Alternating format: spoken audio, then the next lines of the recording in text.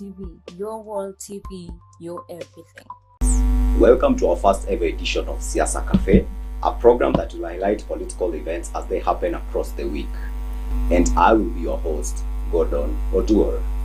And to kick us starting in today's episode is a political leader in Dagoretti South, Mr. Nelson Mandela, a political activist, a human rights activist, and also the ODM Dagoretti South youth leader. Karibu sana mheshimiwa. Thank you very much for hosting me. As you have said, my name is Nelson Mandela, ODM Dagoretti South youth leader, aspiring MCA 2027. Nice. I vied 2022, and again I'm going to buy pleasure all yours, not mine. Asante sana. Now we are going to dissect our interview into two, and we'll focus on the national politics, and we'll also be focusing on the Dagoretti South politics. But I'll start with the national politics. Yes. Where are we in terms of politics, Kenya at 62? We are still way below the average. Actually, the political events that have happened recently Sure. have reminded me one thing, that we still need to pull up our socks as a nation. All right. Actually, it is sad that we are in a 62 year since we got our madaraka or utawala wetu, but we are still languishing in poverty. We are still healthcare is not working for most of us. That's true. There is no food. People are still living in the poverty below line, and again, people are going hungry without food. And actually, there is no clean water for our people. Again, if you look employment at large, youths are not being employed. They are coming. If you look at the index or the education capitation, it is not as we expected. To me, I can give it out of 10. I can rate it. We are 0.03 out of 0.10. All right. Yeah, or 3 out of 10. So, in a simple nutshell, you are trying to say that we are still shy away from our Vision 2030. We are still, actually, Vision 2030 should be extended, because I don't see anything coming out of it that will benefit the Mwananchi. Wanjiku, Akinyi, nothing will benefit these people. When Kenya got independence, we were at the par with Singapore. Yeah. We were at the par with South Korea. Today, South Korea is a first world country. Yeah. Singapore is the most developed country as we speak currently.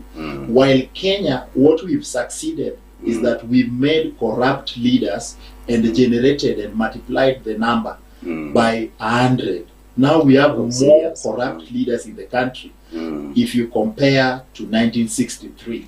Actually, if our forefathers, those who fought for independence, they come out of their graves, they will ask some will even request to be killed again or to go back to the graves, because they will be in total shock to see that what we've achieved is not as per their expectation. Because we can talk about flying roads and whatever, but remember, Kenya is a population largely populated by youths, and what are we doing to cap the generational gap we have? What are we doing? What are the measures we are putting in place to have youths having employment and getting employment? We cannot be talking about affordable housing alone. We cannot be talking about markets. We cannot be talking about masonry job, but we should be talking about long-term solutions for the youths of Kenya, for the women of Kenya, for the children of Kenya, for those people, a generation to come. Exactly. Yes, that's the big thing that really worries me about our country, our motherland.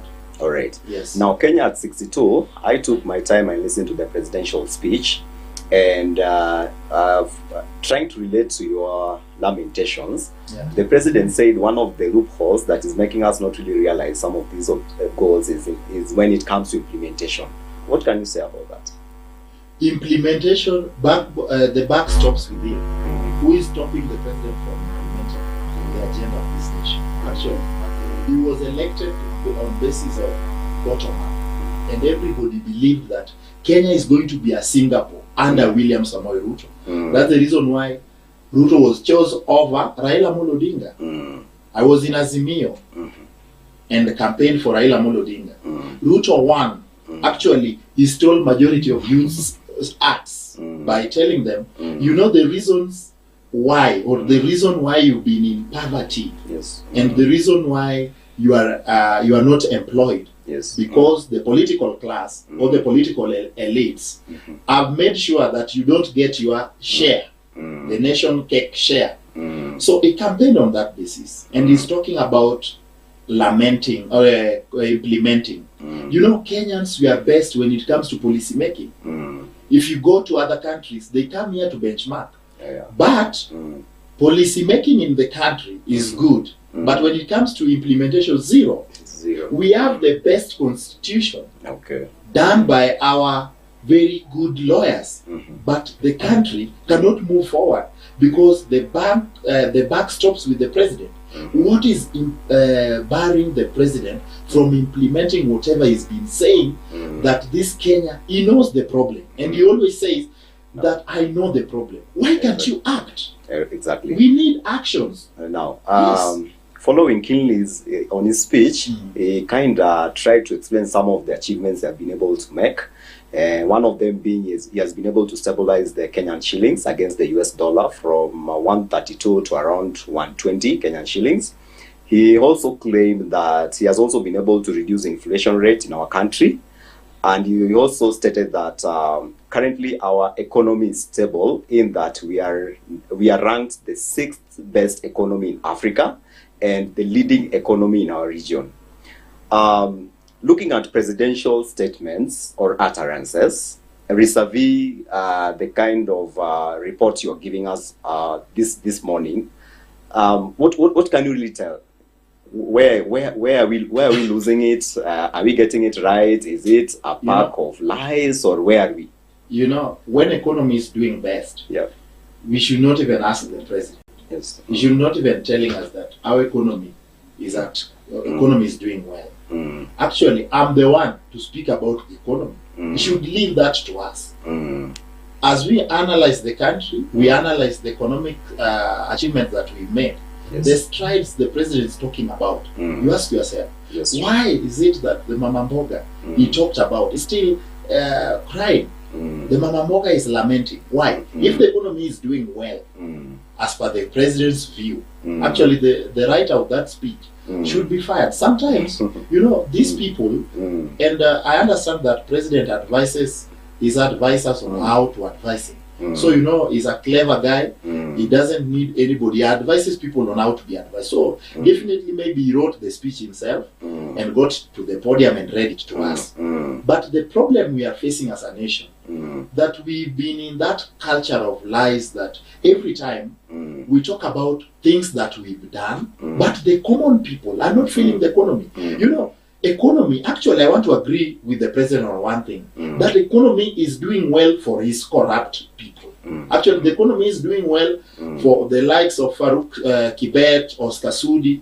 The economy is doing well for Kimani Ichung'wah. So he can just insinuate and invoke that economy, we are the 6th ranked in Africa, we are the most, we are doing well in the region, East Africa region and Central, and maybe we are actually moving as towards the being in among the most developed countries. Ask yourself, in a developed country whereby you put a tax, you don't explain the meaning of that tax well to us, you keep on saying things surrounding that tax. What? Recently you heard the president saying that the house levy is meant to build affordable houses and also build markets. And now, today, I want to say that those houses are not affordable. We want to avoid them. They are avoidable houses. Because the moment the president is taking a cut from my slave, he should be explaining, what are you going to do with the money? Are you going to build roads? Are you going to build markets? Are you going to build houses? He has been fumbling from the start. He started by saying, I remember when he came up with the idea of affordable housing and the house levy, he said that that's a national, is a house contribution. It was removed from contribution, tax, then levy. Which one? Tell us. Economy, we want to see it stabilizing the 1 shilling against the dollar. We know the factors. It is influenced globally. It is not Ruto who has stabilized the dollar against shilling or shilling against dollar. The inflation at some given point was even, I say, it was not even hurting us most. Today it's talking about $1 being at 129, I think so. But what 2 packets of unga or flour is selling at 160. Unga is constant. Which economy is doing better? If unga is not reducing. But Mheshimiwa, can I cut you short? Yes. Your party is in broad-based government, right? Yeah. And since it's in broad-based government, there are certain professionals that were picked from ODM who are seemingly believed to be expertise who are helping run the economy, so that at least we are able to have that Kenya that you always wanted for ourselves. Professionals in quotes. What do you make of the professionals? Given that they are part and parcel of your party. That term professional is a very big. Professional means maybe a professor in a certain field. Is you a professor or a professional in blue economy and maritime ministry? Is he? I doubt. Because if we talk about the experts, actually, when the experts were brought, right now, the likes of CPA John Bad was given the Treasury Ministry to handle. He's going to read the first finance bill, year 2025, year 2026. But the question I'm asking myself, recently, a young lady by the name Rose Njeri was picked, arrested for only creating, the only sin that lady did by creating a website to give out or to roll out a program called civic education. She was arrested of cyber misuse. I understand computer and cyber misuse. And you ask yourself, if you don't want Kenyans to know about the finance bill you are about to read, then you don't want us to participate. You infringe our right by arresting people unlawfully and detaining them unlawfully. You see? And at the same time, we call that we are in a broad-based government. My party is in a broad-based government. But Raila Odinga said that everybody is not in a broad-based government. Because I think that government is broad and based to them. And we've been mutating, you see, moving from one place to another. And actually, sometimes I sympathize with my people. So what you're trying to say is that even with the broad-based government, there's nothing that will change. You know, when William Ruto was elected, immediately, he failed by picking the people to head various ministries. When it failed, mostly, William Ruto picked failed political giants or failed political leaders. So if you pick failures to head various ministries, what do you expect? Total failure. But can we give him a benefit of doubt, given that maybe he made a mistake earlier by picking those he thought were professionals, only to end up not being professionals as he has expected?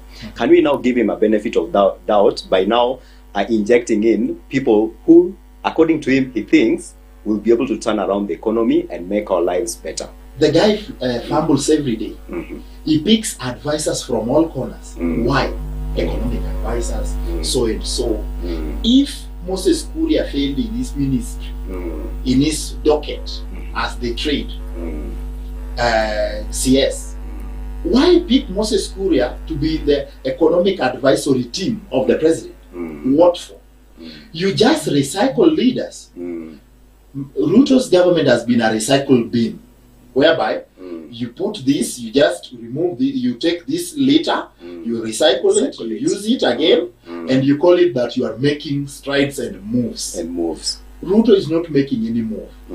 By picking ODM experts, and actually I'm really disappointed with majority of them, because the moment they were picked from the party, we thought that they are not going to politic. And if you look at the politics currently, the people who are at forefront, the likes of Olo Aringo of the present days, the Olo Aringo of former days when Moi was the president, Olo Aringo used to call Moi Prince of Peace. He baptized Moi the name of Jesus Christ. Right now, we have the likes of Junet Mohammed, we have the likes of Atandi, we have the likes of Kaluma. They see no evil, they speak no evil. So you ask yourself, where are we heading? If you listen to Actually, I'm really disappointed by former minority leader John Badi, not John Badi, Opiyo Wandayi. Opiyo Wandayi has failed. Because if you look at the body language of Opiyo Wandayi, actually Opiyo Wandayi is already campaigning for 2027. They are saying we are in this government and we are not coming out. Joe, the same.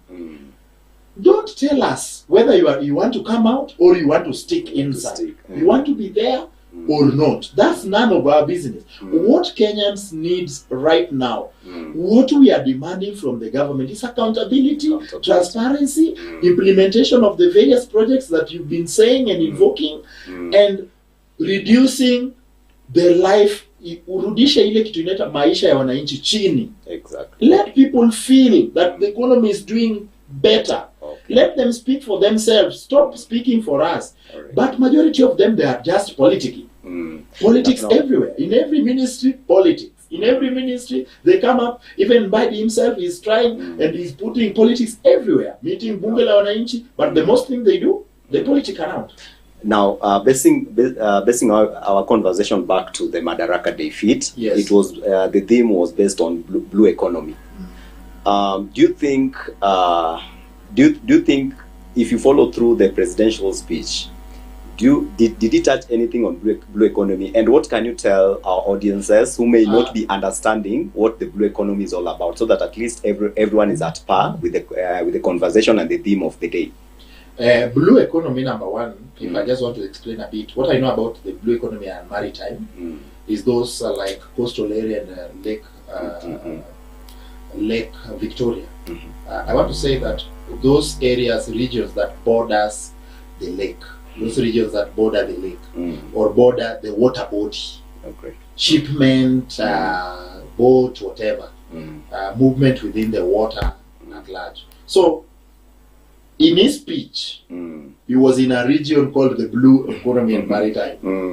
And if you read the president's speech and analyze it well, you will find that the president was more of politicking than talking about the blue economy itself. Actually, did he even mention, because we expected the speech to be more of, blue economy could have taken like 5 minutes to talk about the blue economy. Number one, you remember there is that ship which was done by Uhuru when Uhuru Jubilee regime, when Uhuru was the president. It has not started working. We are waiting for the government to implement various issues and gaps, to close the gaps, so that we can see the reason why we actually did the ship.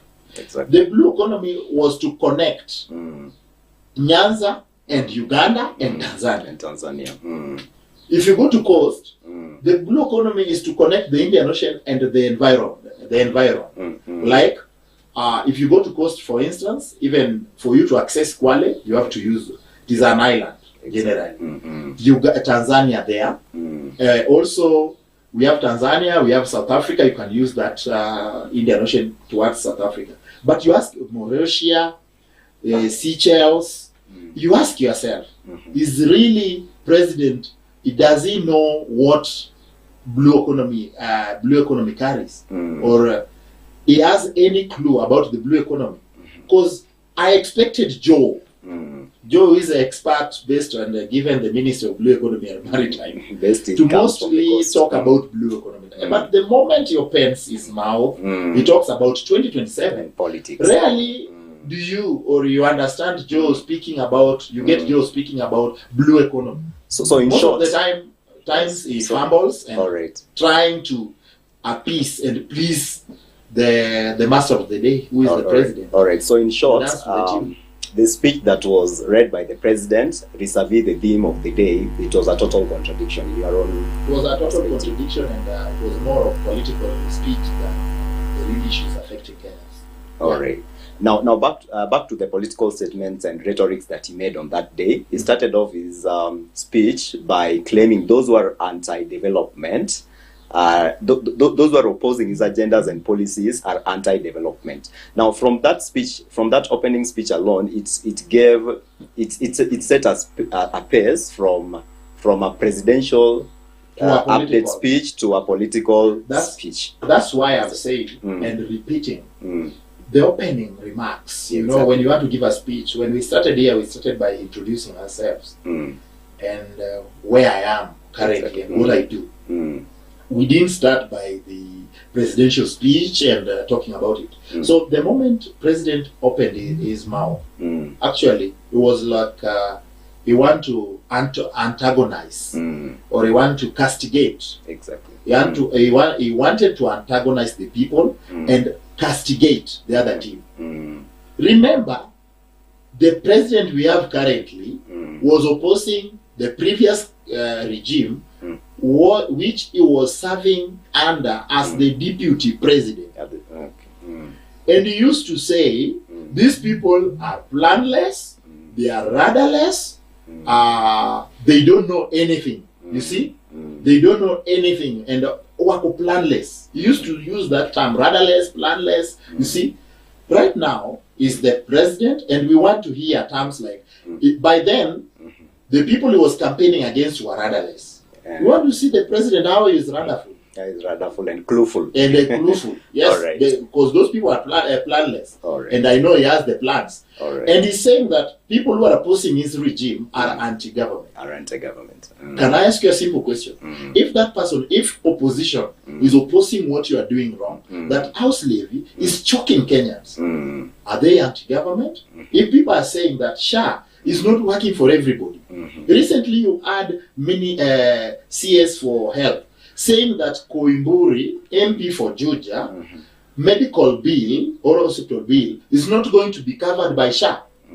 And this is the same person who is working for the same, is a public servant. Do you know there is a pay cut for the SHA? So you ask yourself, for SHA to work for you, you must be in good terms with the government so that you don't feel anything.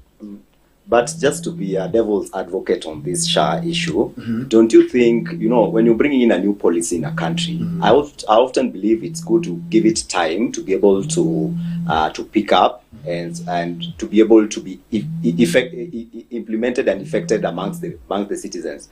Can't we give this government a bit of time to be able to implement this fully without casting stones? I want to give you a view on an architectural view.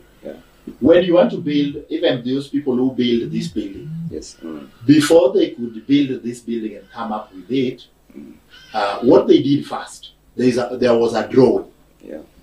You give a drawing. When the president wanted to implement or to change from NHIF to Social Health Authority, he could have there is one thing called policy making. There was a policy which was made before, and how do we call it? And observations which were done, and recommendations. That's the term I was looking for. Recommendations about the NHIF. What did he do when he received the report concerning the NHIF? He should just lay that report there. You want to see it? Put it in the public domain. Actually, if the president, if you are saying that if you want to implement something, you give it time to pick. Can I ask you a simple question? Yes, sure. You remember when Kibaki took over the government, 2002, the country was in the brink of collapsing. Sure. Economically, we were doing very poor. And when Moi left, Kibaki did not say much. He never even invoked the name of Moi. He never even went to a political rally to talk about President Moi. But you see, Mheshimiwa, for Kibaki's case was quite different because for him he had the technorants who really understood the government in and out. So it means that Ruto is the problem. Ruto. From your view, Ruto is the problem now. So that's the reason why we are saying the problem in my view on this is that I feel like Ruto wants to be the advisor of the advisee. That's what I'm saying. Yeah. He wants to be alpha and omega. Sorry for using that term. It was only meant for, the Most High. But Kibaki, Ruto when he came, actually used to invoke the name of Kibaki. Remember? He invoked the name of Kibaki. And everybody, most of you were not there. And this team were not there. But what I had even read from the papers, Ruto used to say, when Kibaki took over actually, and Ruto, when he was campaigning, he used to say that the country has gone off the rail. The only economic time that people, Kenyans or Kenya grew was when Kibaki was the president. And it was to take us back to the path where Kibaki left us. What happened? He's there. And he masqueraded himself as the economic. Is somebody who is coming with a good economic package. And what we are witnessing currently is a total failure. We wanted the president, the team to implement, come out of rooftops of the car and implement what you've been campaigning based on. Now, Mheshimiwa, again, looking at his speech, he kind of, in his past speech, is like he's reincarnating some of the policies in the Uhuru's administration that he was against. Like, for a good example is the reinstallation of the reinstallation of the Kazi Mtaani, which he was really opposed during campaigns. The university funding model, which is borrowing, is borrowing some of the ideas from the other funding model, yet he came up with a totally different model. What do you take of this reincarnation of some of these policies? The problem with Ruto, or the problem with the president, for His Excellency the President, if you want to do something, stop speaking too much. You will be, sometimes we call you are lying, and at given point, you become delusional. You're even lying to yourself. You know very well, even this thing I'm saying, I echo, but I just say it for the sake. Number one, he said that Uhuru totally failed. But Uhuru tried to cushion Kenyans from the harsh economic times. Uhuru, towards the end of his term, actually, we were from COVID, you remember, yes. COVID-19. And he was trying to get the economy to the right path. And things were not rosy. Exactly. But Uhuru was genuine. And he said, we will be here for this time. Because I know it won't be a walk in the park. But Ruto told us that Uhuru is the problem. Uhuru was the problem. But that was political statements. Even right now he's using a political statement. Actually, he's branding Rigathi Gachagua as a tribalist so that we can keep on talking about Rigathi Gachagua denying some parts of the country their shares instead of implementing the issues that he has been lamenting over and over again. All this time, Ruto is not new in this political space. Ruto has been there since his time from the university. Since 1990s, early 1990s. He was in the government. As a youth wing in the Moi Kanu party. He became MP for Eldoret North 1997. So he has been 2002. He was re-elected as the MP. He was in our opposition by that time because he was supporting Uhuru Kenyatta, who lost to Kibaki. 2007 he was with Raila Amolo Odinga. Later they shared a government. They were given a grand coalition government. He was the minister for agriculture. He messed up agriculture by stealing maize. He was fired by the same Raila who is calling him my younger brother. But Mheshimiwa, with due respect, can you justify your claims that he did steal? He was fired. But even Raila said, this guy is incompetent. He cannot... but is there any report that was able to reveal that yes, some of the funds... it was actually, the reports were the reason why he was refired. He was in that scandal. You are heading a ministry, or I'm heading a ministry, and there are messes around that ministry. Who is supposed to be blamed? Me or my junior officers? I know he conspired. I know the back stops at him. Yeah, back stops at him. That's the reason why he was shown the door. The very former Prime Minister Raila Amolo Odinga. Because he was incapacitated. He could not handle the docket of agriculture, which was the backbone of the people he was representing by then. And he was representing Rift Valley region. But also politics played part in it. I don't want to deny that. 2013, he masqueraded himself and campaigned 2012. He campaigned 2010. He campaigned against the very constitution we are talking about. Kenyans, we are also Kenyans. We should also are you trying think to beyond our We should also think beyond our necks. So, Mheshimiwa, are you trying to say that he's also finding it hard to implement this 2010 constitution Because you opposed it? Yes. That's why the counties are really struggling to operate under his regime. He doesn't understand the two levels of government, because we have county and national government. He doesn't understand the two levels of government, because you opposed it dearly. Yeah. But now you've also brought in a very interesting topic with regards to the 2010 constitution.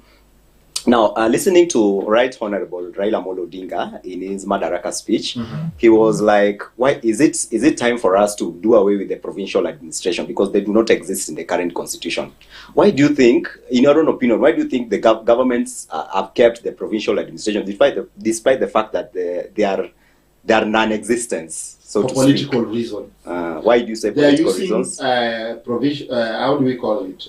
The administration. Political administration. Sorry, they're using provincial administration. From the provincial. How do we call it? There's a name, the interior and coordination or whatever. They are under interior and coordination. The command. They are using the old command to manipulate Kenyans when it comes to political issues. Actually, those people are put there and they are still working and earning salary only for them to report to the master. It's a political game being played. You know, governors, you know, most of the governors, entire nation, we have elected governors. Exactly. And they're not elected within one party. So maybe the president is currently president elected on UDA ticket. And currently we know the governor for Trans Nzoia, Natembeya, is a good case of study.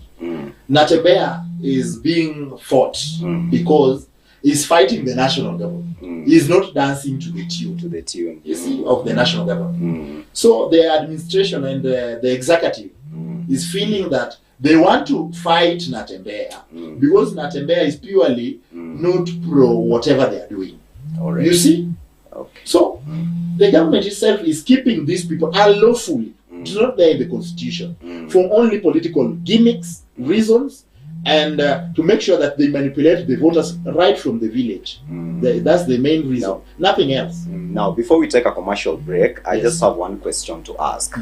On the National Constituency Development Fund. Yes, from where you sit, is it constitutional or unconstitutional, and why? It is unconstitutional as per the Constitution, but to some extent I want to support it in a way that it has helped people, but it's unconstitutional. And as a law-abiding citizen and somebody who is a human rights crusader and a defender, I will go with what Constitution states based on NGDCF.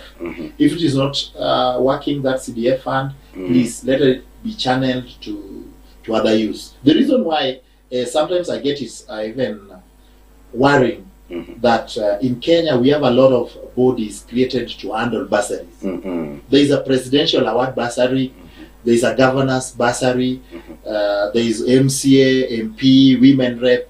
Also very soon I know senators will demand to have some cash so that they can put in place to call it a bursary fund and whatever.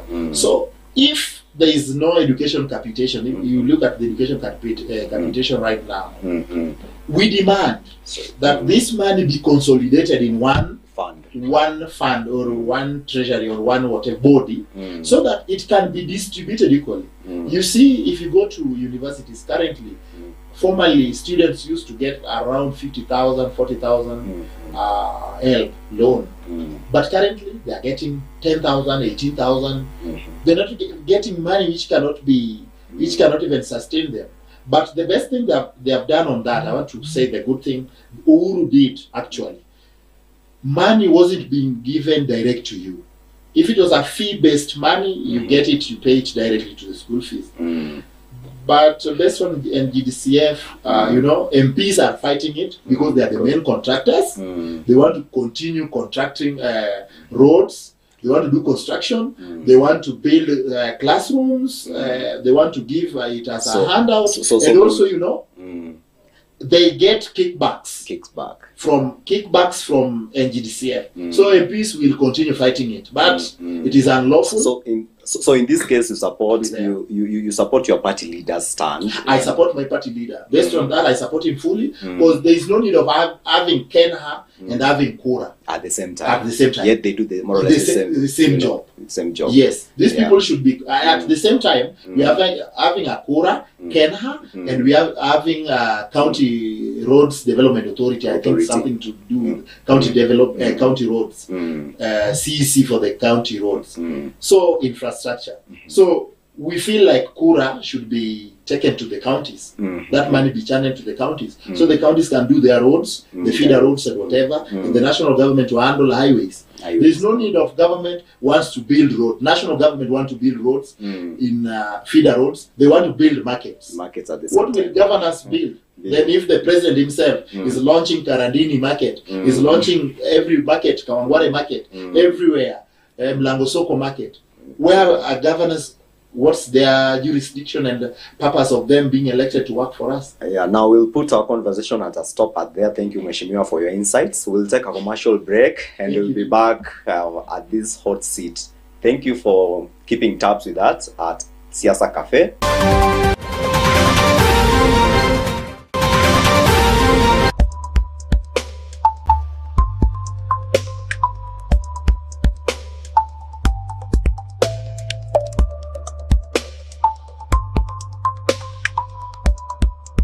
Addtech TV, your world TV.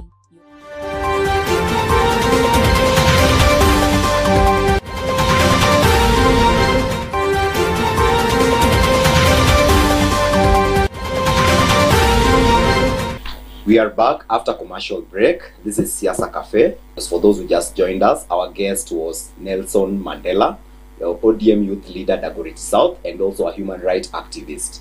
Mheshimiwa, we can proceed.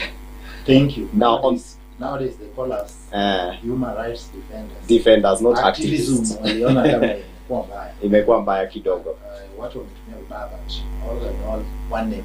All the same, activists, defenders, Yes, you know, who the say cause is that. the same, you know. Who say that? Exactly. Yes. Now, on our second segment, you're going to focus on Dagoretti South politics. Yes. And my first question to you, Mheshimiwa, as someone who has been a key instrumental in terms of ODM politics here at our constituency level, we've seen wrangles in the ODM Dagoretti South leadership, Yes. whereby some people feel that the current leadership have overstretched their mandate, and they feel that it's high time we inject fresh leaders into the party at the constituency level. Yes. What is it that is giving us a picture? You know, ODM is a democratic party, you know, Yes. but what we are seeing at this level, we are more or less experiencing what's called a tyrannical kind of leadership. Okay. What's not happening, Mheshimiwa? Currently, the party called, last year around November 27, the party called for delegates elections. November 27. And later early this year, around immediately after the election of AU election was over, we rolled out the second tier of the election. We elected delegates on 27 of November. Unfortunately, by that time, people who are in the office by then, and currently they are still office holders until such a date that we are going to do away with, we are going to complete the election cycle of Dagoretti South. They started mandamano. They started to eject people, POs from various polling centers and stations, saying that there is no election. Actually, they feared a defeat. And that day, we went to elections, and Ngando Ward, to be particular, did marvelous. Ruta Ward, marvelous. Viru, Mutuini, and Waidaka. Later, they did file a petition at the tribunal, but through the connection and various cries, because currently you are being led by a lady by the name Nyagodie, who is the current chairperson. The party summoned us and told us that during the time that people were going for elections, actually the ward elections and constituency elections in various regions and parts of the country, at Dagoretti South it was halted a bit. the plan was stopped because a few people complained about other people, the new blood who wants to take over from the old kind of politics, old guards. So the old guards, they don't want to move on. Actually, they feel that leadership is entitled to them and it's like a birthright to them. But the new blood, I'm among the people in that team, the new blood. We are saying that we've seen what you are capable of doing. It is high time we give the new and the young leaders a space so that we can showcase what we've been saying, that we can do much better than you. That's what we are demanding from them. And by good chance, my party, which you quoted that is democratic, allowed us to go through the vigorous process, which is you come, we hear your plea, and the people, we were summoned together, the both teams, and we agreed to come up with a list of delegates. The first one they rejected, and fortunately some paid. Actually, it was wrong for them to subject them to that process. It was a very tiresome process, a tedious one. Then you reject that process, and they paid for it 100 shillings for you to become a delegate.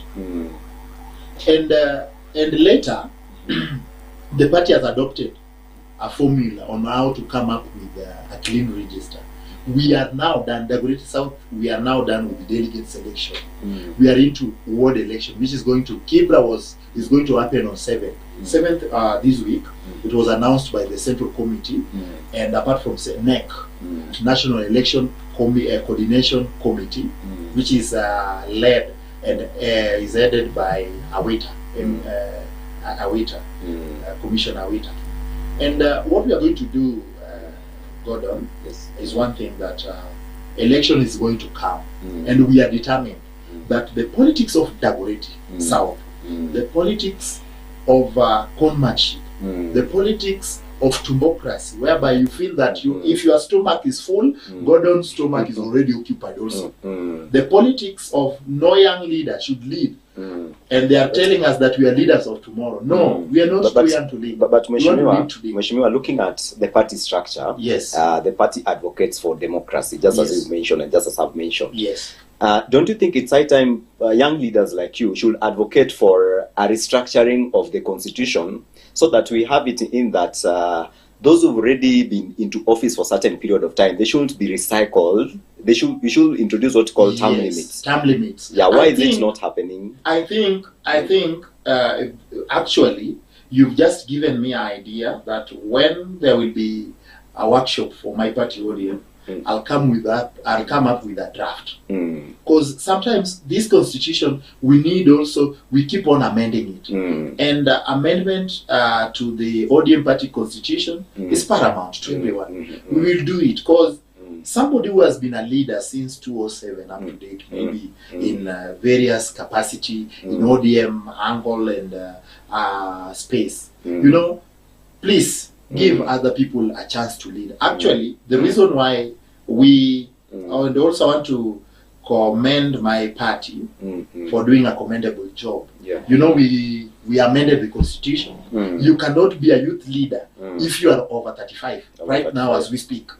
Yes, so those people who are trying to say that they are going to vie for youth leadership position, I'm sorry for them. Yes, because the party did implement the idea of the youth. Actually, we came up with it at Manzoni, whereby the party held a constitutional amendment reforms by the various stakeholders, and I'm among the stakeholders, and we come up with a constitution which was amended and said that if you are above 35, please, you are no longer youth. Leave it to below 35.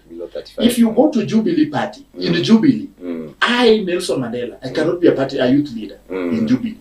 Because Jubilee, for you to be a youth leader, you must be below 30. Below 30. If you are 31, 32, and 35, they no longer count you as a youth leader. Yes, that's in Jubilee. So, ODM party, we are here to transition also. And we've extended our limit to the 35, which is given by the constitution, which is not bad. But those people who are, if you look at the majority of youths in Nairobi, if you parade the former youth leaders in Nairobi today, you will be shocked. You will ask yourself, are you meeting your youth leaders or grandfathers of your party? Exactly. Yes. But what if we also look at it in other angle, whereby we might say that sometimes ODM do suspend some of the policies to be able to give a greener field to so quote unquote loyalists. You talk about loyalists. You know, these people. What I always ask myself today, here, Mandela. I don't want my vision and mission to end with only being ODM youth leader in the The reason why I wanted that position because there is something I'm targeting. You know, just being ODM leader or being in the party position is not equivalent to earning a salary. You are not even going to represent your people directly. You will just represent. Being ODM youth leader, I only represent majority of ODM youth leaders and youths. Now, Mheshimiwa. And politics cut across. Now, Mheshimiwa, you've been into this leadership for how long? I've been into the space for a very long time. But now, under the leadership, ODM youth leadership. Youth leadership is when I started, actually. Okay. I've only been in the leadership space for around more than 10 years. More than 10 years? Yes, I've been there. You've been advocating for better leadership. For better leadership. That's what I've been doing. Because, you know, when I finished my education, high school, I immediately got into politics. Then when I was going to do my college, I remember I also involved much into politics, and that's where we came up with. I've joined various formations, ODM formations. You saw me in Sons of Raila. You saw me in MDD, where I was the coordinator for Dagoretti South. Sons of Raila, I was the national organizing secretary. You see, for that team. And ODM Youth League. Actually, I've been in ODM Youth League for it's a long, for time, I can say, for time enough for me to be there. I'm now ripe. Now for the period that you've been a leader, what has been your trademark? My trademark is team courage. You know, I always speak about courage, and I'll always speak courage fluently. I'll always speak courage with a lot of courage. And I'll always be courageous. You know, the reason why I branded myself as Team Courage, because we want to face challenges affecting youths. We want to face challenges affecting women. Being ODM youth leader is not just you are representing the youths alone. Leadership cut across. It's how you dissect it. How you go about it. So to me, it's not only to be caged that I'm just ODM youth leader alone. No, that's the reason why if you hear my voice, if you hear my politics very well, I'm not even castigating the opposition on what they're doing. So because I understand, Dagoretti South politics. You've been into these corridors for quite some time. Yes. And given that you've already explained your trademark to us. Yes. What can Mandela be remembered for during his tenure as the youth leader? When my tenure comes to end, an end. That will be like 2020, 2030 something. But what have you been able to do during what I'm period? What I'm going to do and what I'm going to what I'm going to do and what I've done. Now give me what you've done. What I've done Mm. is community projects. You remember, I remember very vividly during Corona time, we used to educate people based on how to wash their hands, and we used to give sanitizers. By that time, I partnered with various organizations to cushion our people from hunger. We gave out foodstuffs by that time. When towards 2022, around 2019, the same, I've connected various youths to various connections. I remember Kazi Mitandi and Uhuru.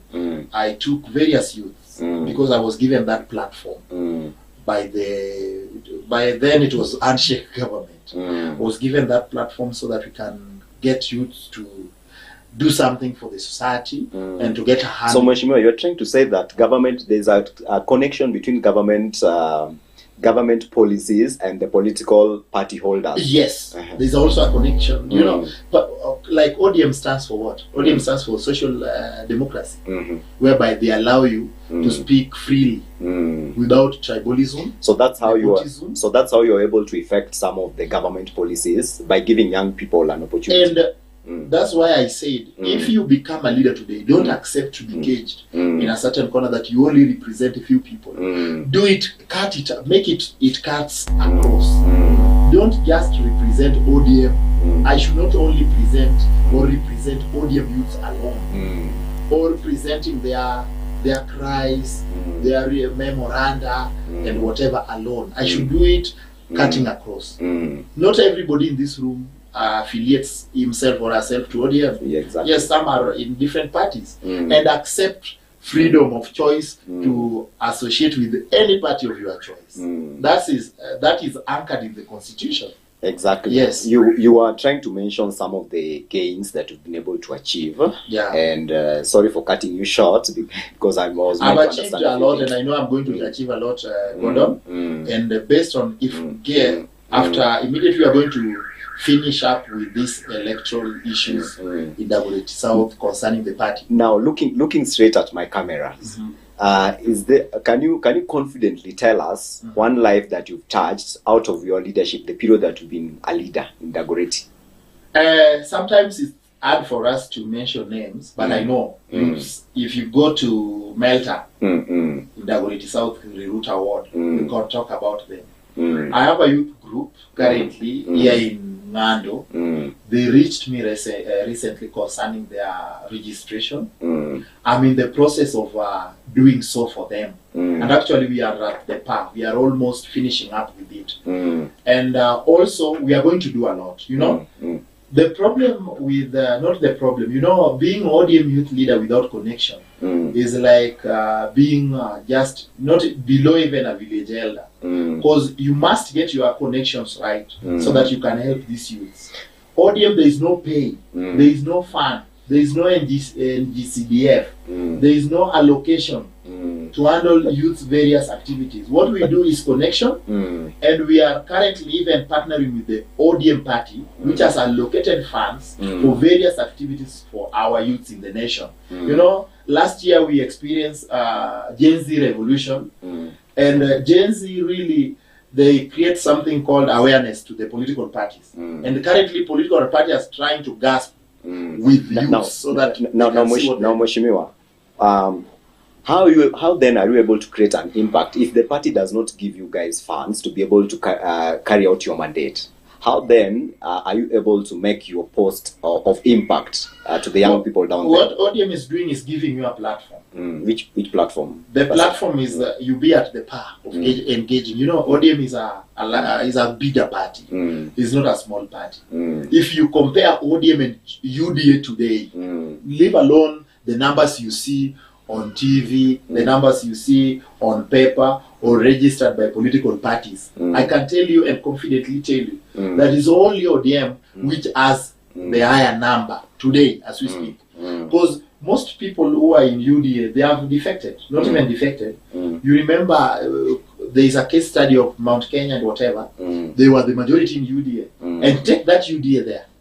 Now, ODM will remain that outstanding party. So what I'm saying, the party should also, we should, you know, there is a political party fund. Exactly. Which was sometimes denied later after the broad-based and handshake again. The funds were released by executive. Were they denied or it was a delay? You know, it was a delay done by the executive. Actually, it was a delay in tactics. But this is a constitutional provision. Why would we turn it into political? Is the government willing? Executive is William Ruto ready to do what Constitution says? He's not willing. Actually, he's the one sandwiching people and even infringing our rights. If somebody can be arrested and unlawfully being detained without even seeing our lawyers, what if about the funds? So you want to tell us? Reading from the same page with the executive. The executive will always deny you what belongs to you. So you want to tell us these opposition political parties, they are not operating effectively just because they're not affiliated to government, or what are you trying to say? You know, you know, political parties, opposition political parties, or political parties, they get funds from the government, taxpayers, not even the government. You know, you and I, we pay taxes, and the taxes we pay from the tax cut, there is also a share of the political parties, because it was envisioned by the constitution, even in the previous constitution. But in the previous constitution, after multi-party repealing of Section 2A in 1990, you know very well that we used to live in a one-party state. And in a multi-party setup, political parties need to be funded so that they can voice, they can continue adding their voices to the concerns of the people. Actually, what they are saying, or what most of the political parties are doing, is to voice the concerns of the people. Even if they are in bed with the executive, that's their right to do so. So I'm saying the country should be, constitution should be let to be implemented or to run freely without infringement. But Mheshimiwa, from my understanding, that political parties continue to receive a lot of money from the exchequer. But the money that they receive really has no impact to the common mwananchi out there, despite them being parties that are supposed to defend the rights of the citizens. I started by saying, you remember, based on political party fund, as I said, and I want to repeat, not that they have been denied funds. The problem is there is delaying tactic, whereby if you are not in good terms with the executive, you are not allowed. You cannot take your funds. You know, the executive wants to create. You know, that money comes from the Ministry of from the docket of Treasury. And if the Treasury, you are not in good terms with the executive, they apply something called delay. So you keep on waiting. Right now, the students are waiting for the capitation, education capitation.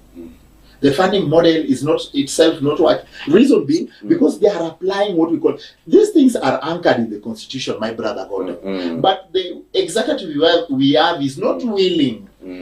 Now, Mheshimiwa, back to... There is no goodwill from the executive. Let's not go off track. Let's remain back to the ODM politics. Now, basing on the ODM politics, looking at Dagoretti South as it is right now, and given that the party has existed for so many years, so to speak, but the party supporters down there, they still don't feel the impact of this party. Like if you ask any random, supporter out there, they'll tell you like, okay, fine, for us we are in ODM, but we don't seem to see anything good. That's why, Moso, in Dagoretti South, that's why I said, all the guards must give us time. So that we implement what we want. And what are you planning to implement? What we are saying, people must be uplifted economically. It's not about... How is the party going to implement people? It's not about party. We are going to do it from our sources. Your sources? Yes, our sources. Because we mean well for this party. The party can only grow if you are willing to donate whatever you have to the party. You cannot be like, you only be on the receiver end. You only receive. Sometimes you also give. Yes. Which is a give and take. Give and take. The party is willing, has given you a position. And in your capacity, also do something to support the party agenda. So the reason why we want people who at least can donate, mkono mtupu haulambwi, Waswahili walisema hivyo. And sometimes you cannot put a pickpocketer to safeguard your pocket. He's going to pickpocket whatever little you have. So Mheshimiwa, the next election, are you running as for the NCA seat, or you're also fighting for an ODM post in Dagoretti South, or at the national level? Actually, that question is very... Am I going to fight for ODM? ODM position, I have to capture it right now. That's what I've done. I've captured the seat. And God willing, very soon you will hear the announcement from the party. And I promise you, you are going to very soon from the So you captured. So you captured the post. The position. You've already captured it. The position is already. That one is when already. When was that? It was done. I don't want to disclose it because my opponents are also watching this show. Because there are claims that really there were no elections. So if you're saying that you already have a position and you've already captured, when and how did you capture the position? Those are claims. The way you put it, there are claims there were no elections. But I know there was elections. We participated in the election on 27th of November last year. We were supposed to go to the second election, the second tie, which was thwarted and stopped by the party. And not even the party alone. It was stopped by the people, the oligarchs, who don't want the new faces to take over. So you are owning credibility of a process that is shambolic. It's not a shambolic. The process was genuine. It was done to the. It met the standards as per the constitution. The party said, "You guys go to election." We did that on 27. We went to election. Those people who complained, it's up to them to complain. But everyone was told, go to election with a clean heart and a clean hands. We went there. We did our elections. It was perfect. Later, we were told to go back to the drawing board. We did that. And currently, as we speak, we are meeting all the criteria that the party has put. And the party has told us, go ahead. Okay, now back to my earlier question. Yes. You said you already captured your position at the party. Now what you're fighting for is the MCA. I'm fighting for that position to see what I'm going to do right now. But what I know, I cannot only be ODM youth leader and my vision and mission stop here. I want to be elected. I want to be on an elective position. Elected by the electorate. What is it that you intend to achieve as an MCA that you did not achieve as a youth leader in ODM? I'm going to, as an MCA, there is fund allocation. You work with the governor, you work with the level of government, which is county government, and also the role of MCA is representation, oversight, and the legislation. You know that. So I'm going to represent everyone, not a section, not a party. I'm going to represent the people, not only a political party. Currently, I'm representing a political party. You see, a UDA will not understand, a UDA fan or supporter will not understand my role, will not understand what I'm doing, because I'll not represent. If I get something right now, first I'll remember and work for the ODM youths first. Then I'll now stretch a bit to the other people. But ODM people first. You see? Now, Mheshimiwa, what is... And if I become MCA, I'll work for everyone. Now, so what I want to achieve, based on that, okay, ask me. Now, Mheshimiwa, what is it that is not working right now at Ruruta, Ruruta Ward, that if you take the mantle of power, you are going to maybe make a change or achieve? Ruruta, to be precise, Ruruta lacks leadership. That's what I can say. You can be seen, but you can also be a busybody. Leadership of busybody, and you are being seen and no effect, no tangible thing that you can produce. Ruruta currently lack water. We don't have piped water. Ruruta, we lack market. Recently, you had the president, when he came to Dagoretti South, he claimed that the current MCA gave him the title deed so that he can build the market. That thing never worked. How? That title deed, I could have talked about it. But I know time is also running. Yeah, Number 3, Ruruta, we lack social amenities. Vijana hawa wakitoka hawana mahali pa kuchezea bola, hata fields haziko sawa. Ruruta Stadium alone, the money was squandered. And the MC is not willing to follow up. And you can justify the I case. can justify. If you go to papers, go read the county government. We do something called CIDP. And if you go read the papers, you will get that Riruta Stadium, the location and construction was done 90%. Go to Riruta Stadium. So who squandered what? And the county government, and we know the county government under the watch of MCA. Because if I'm elected MCA, I cannot allow my people to be subjected to poor amenities. And why has there been, why haven't we seen any prosecutions, arrests? If your claims are true. If MCA is sitting pretty well and comfortable with the status quo, what else do you want government to do? But you know, sometimes for this government to act, me, if I get into leadership today, the first thing I'll lead a demo concerning that in the Riruta first. Then I'll do the same in the floors of the house. In the house. So Mheshimiwa, are you planning to lead a demo after getting the seats, or going ahead and implementing? What I'll do, I'll do both. If it doesn't mean that if you are elected, you are guaranteed that you are going to get whatever you want. Sometimes I'll go there, address that in the floors, on the floors of the house, which is the county government, or in the county assembly. Then I'll come back to Riruta if they don't get to the bottom of what I'm saying, and lead demonstrations. Riruta alone will lack health center. When is these things going to be implemented? So MCA was elected 3 years down the line. We cannot see these things have been mentioned. We want to see these things being implemented and these projects being brought. The affordable housing the president talked about, he launched it and later carried all the trucks he came with. Is doing as a PR.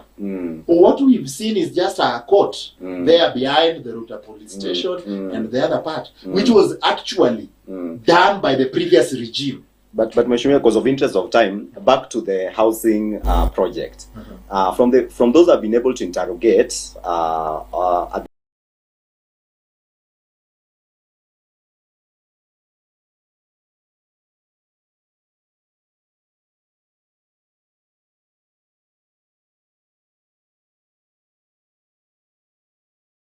the party said, you guys go to election. We did that on 27. We went to election. Those people who complained, it's up to them to complain. But everyone was told, go to election with a clean heart and a clean hands. We went there, we did our elections, it was perfect. Later, we were told to go back to the drawing board. We did that.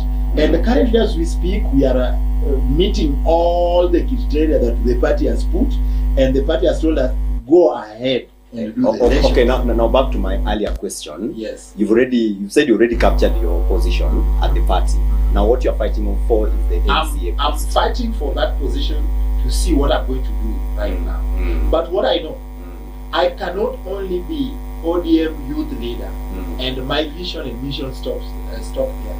I want to be elected. I want to be on an elective position. Elected by the electorate. What is it that you intend to achieve as an MCA that you did not achieve as a youth leader?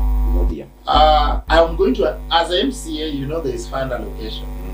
You work with the governor, you work with the level of government, which is county government, and also the role of MCA is representation, oversight, and the legislation. You know that. So I'm going to represent everyone, not a section, not a party. I'm going to represent the people, not only a political party. Currently, I'm representing a political party. You see, a UDA will not understand, a UDA fan or supporter will not understand my role, will not understand what I'm doing, because I'll not represent. If I get something right now, first I'll remember and work for the ODM youths first. Then I'll now stretch a bit to the other people, but ODM people first. You see? Now, Mheshimiwa, what is? And if I become MCA, I'll work for everyone. Now, so what I want to achieve based on that. Okay, ask me. Now, Mheshimiwa, what is it that is not working right now at Riruta, Riruta ward? That if you take the mantle of power, you are going to maybe make a change or achieve. You know, Riruta, to be precise, Riruta lacks leadership. That's what I can say. You know, you can be seen, but you know, you can also be a busybody. leadership of busybody, and you are being seen, and no effect, no tangible thing that you can produce. Riruta currently lack water. We don't have piped water. Riruta, we lack market. Recently, you had the president, when he came to Dagoretti South, he claimed that the current MCA gave him the title deed so that he can build the market. That thing never worked. How? That title deed, I could have talked about it. But I know time is also running. Yeah. Number 3, Riruta, we lack social amenities. Vijana hawa wakitoka hawana mahali pa kuchezea bola, hata fields haziko sawa. Riruta Stadium alone, the money was squandered, and the MC is not willing to follow up. And you can justify the case. I can justify. If you go to papers, go read the county government. We do something called CIDP, and if you go read the papers, you will get that Riruta Stadium, their location and construction was done 90%. Go to Riruta Stadium. So who squandered what? And the county government. And we know the county government under the watch of MCA. Because if I'm elected MCA, I cannot allow my people to be subjected to poor amenities. And why has there been, why haven't we seen any prosecutions, arrests? If your claims are true. If MCA is sitting pretty well and comfortable with the status quo, what else do you want government to do? But sometimes for this government to act, me, if I get into leadership today, the first thing I'll lead a demo concerning that in the Riruta first. Then I'll do the same in the floors of the house. In the house. So Mheshimiwa, are you planning to lead a demo after getting the seats, or going ahead and implementing? What I'll do, I'll do both.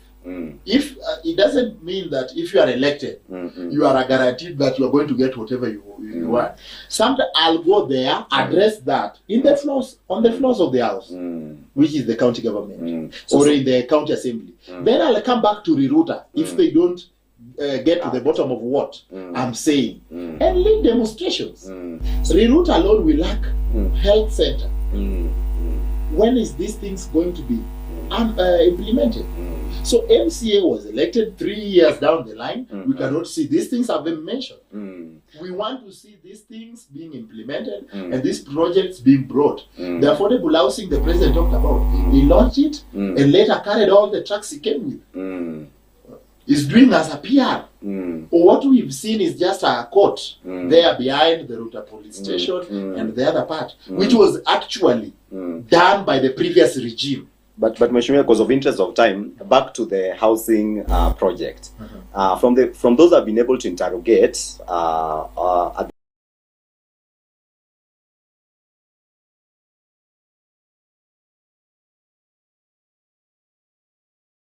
the party said, you guys go to election. The party said, you guys go to election. We did that on 27. We went to election.